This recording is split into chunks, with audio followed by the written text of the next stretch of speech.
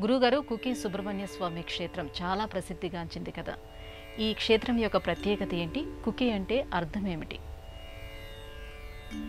గరుత్మంతుడు తన తల్లికి జరిగినటువంటి అన్యాయాన్ని గుర్తించి సర్పజాతి మీద కక్ష తీర్చుకుందాం అనుకుంటాడు. గరుత్మంతుడి తల్లి పేరు వినుత. కద్రువ ఆమెను మోసగించి దాసిగా మారుస్తుంది.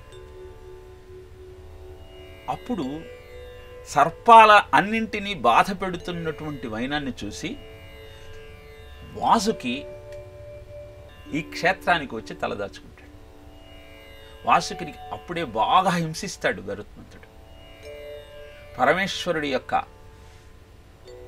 ప్రసన్నంతో సుబ్రహ్మణ్య స్వామిని రక్షణగా నియమించి ఈ క్షేత్రంలో నివాసం ఉండమని వాసుకిని ఆజ్ఞాపిస్తాడు పరమేశ్వరుడు.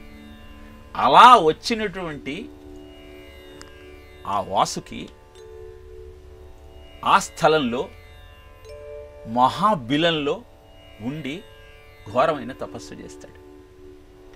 కుకి అంటే కుక్షి, గుహ అని అర్థం.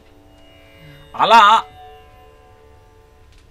వాసుకి తపస్సు చేసిన గుహ ఇప్పటికీ మనకు అక్కడ దర్శనమిస్తుంది ఆ క్షేత్రంలో.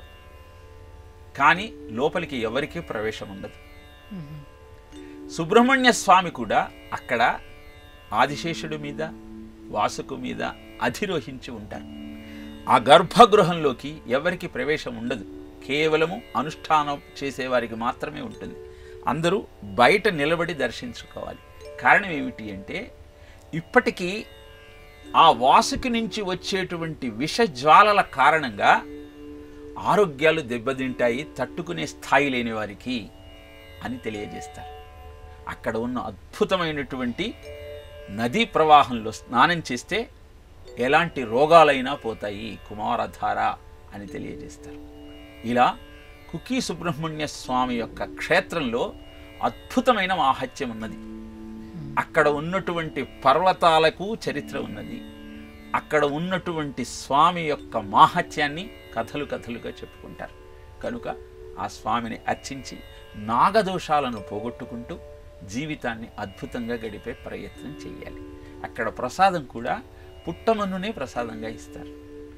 ఇలా ఆ ప్రసాదంతో ఆరోగ్యాన్ని పొందుతూ ఆనందంగా జీవితాన్ని గడపటానికి ఆచరణను ప్రారంభించే ప్రయత్నం చేస్తే జీవితం ధన్యమవుతుంది.